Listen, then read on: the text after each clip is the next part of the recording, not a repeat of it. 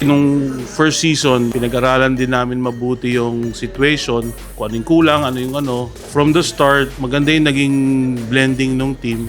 We're not really expecting na we end up in the top position, pero maganda talaga eh. Siyempre masaya po kasi kami yung number 1 ngayon eh. Kumbaga kami pinag-aagawan ng mga team ngayon para makalabang kami. Siyempre masaya, hindi naman namin i-expect na magna-number 1 kami. Lalo QC, and lalakas nila. Tagig, nalagdagan si Pante, MSW, may Anton. Kami, pare-parehas lang. Pero maganda naman yung chemistry namin, kaya nag-number 1 kami. Nakatulong naman yung team namin dahil halos lahat pare-parehas naman yung laro namin. Hindi kagaya ng mga ibang team, merong mga bata pa. Doon kami lalamang dahil yung iba hindi pare-parehas ng galing.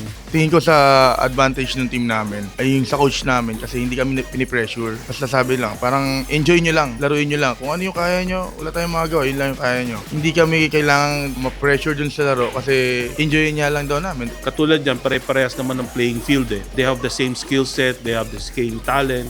Hindi naman nagkakalayo yung mga yan. Ang magpe-play in na lang dito is who gets luckier. It's still anybody's ball game pagdating sa playoffs. Lalo't ganun yung at stake. It's a 50-50 chance. Walang kwenta yung pinaghirapan mo na to be on top. It doesn't matter. It's just one game ang magiging laban. Kung sinong makalaban namin sa playoffs, pag-aandaan namin talaga. Bawat tira kailangan pag-iisipan ng mabuti kasi laglagan na to eh. Wala nang iisa dito eh. Hindi naman kasi kami nagpapagalingan kaya yung tira namin maintain. Kasi pag sa amin, wala naman kami inggitan. Kami binibiro-biro lang namin. Ine-enjoy lang namin yung laro namin. Kaya yung tira namin, medyo maganda. Sobrang handa na talaga. Yun ang pinag-iintay namin eh. Lagi ako handa sa kahit na anong laban. Kahit sino pa sila, galingan nila.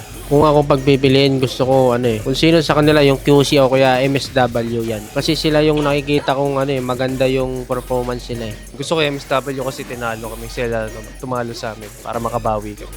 Mas maganda siguro kalaban yung MSW. Pero kung sinong papalari sa amin na makalaban namin, hindi na lang po. Kahit sino naman nakalaban na namin yung the whole lineup eh. And ironically, we beaten every one of them with the same score line. 4-1 lahat. So kahit sino naman sa kanila, I guess the numbers showed already na we can beat them also. Mahirap mamili eh. Basta kami bagkos, nandun na kami sa number 1. Galingan nila kung gusto pa rin nila na kami makalaban, kung gusto pa rin nila makateam ng 4-1, eh wag niyo na kaming kalabanin.